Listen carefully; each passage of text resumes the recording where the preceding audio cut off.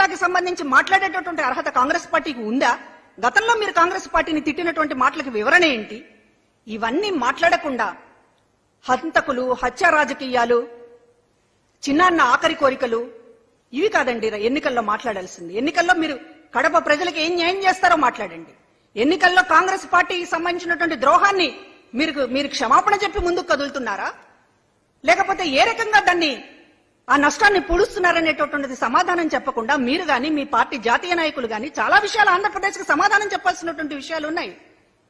వాటిని మీరు దాటుకుని మీరు ఎంపీ కావాలనో లేకపోతే మరొకటనో వెళ్లాలంటే కుదరదు.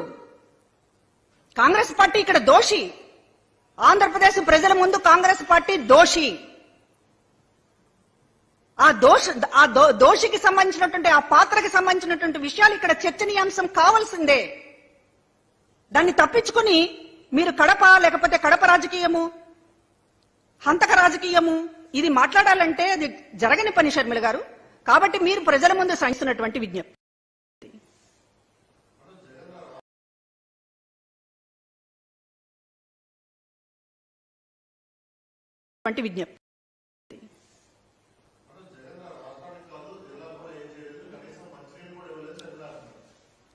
కడప ప్రజలకి ఎవరు ఏం చేశారో తెలుసు.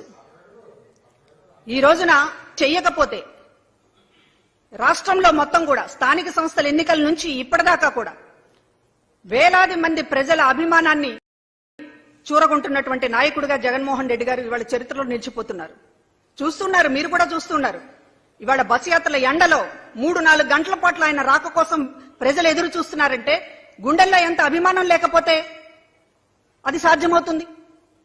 ఇవాళ మీరు కుటుంబ సభ్యులుగా మీకున్నటువంటి వ్యక్తిగతమైనటువంటి ఎజెండాలతో ఆయన మీద 4 తిట్లు తిట్టేసి ఆయన చాప్టర్ని ఏదో క్లోజ్ చేద్దామని మీరు అనుకోవచ్చు.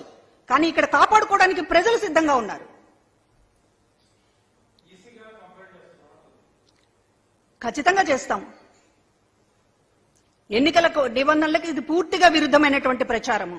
ఒక అభ్యర్థిని పట్టుకుని ఆధారాలు లేకుండా హంతకుడని మాట్లాడుతున్నారు అంటే ఇది ఎన్నికలకి ప్రజాస్వామ్యానికి పూర్తిగా భిన్నమైనటువంటి విరుద్ధమైనటువంటి విషయం.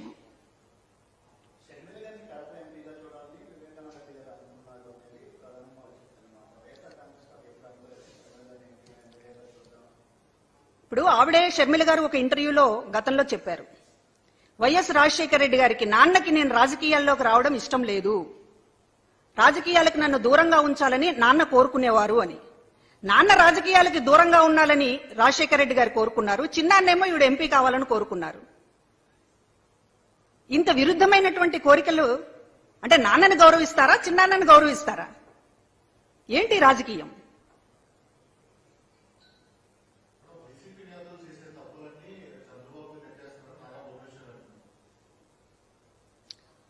వైసీపీ చేసిన తప్పులు ఏమిటి? ఇంటింటికి పాలన అందించడం వైసీపీ చేసినటువంటి తప్ప.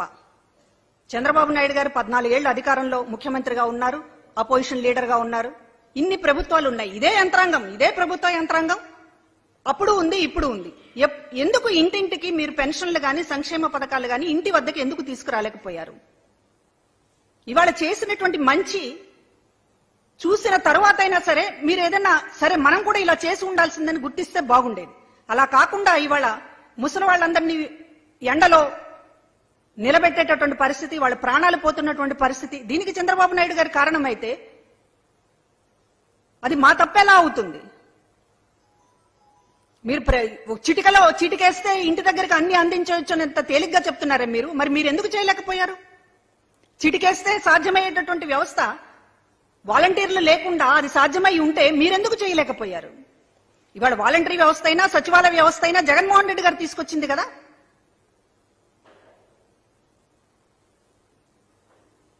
ఇంకా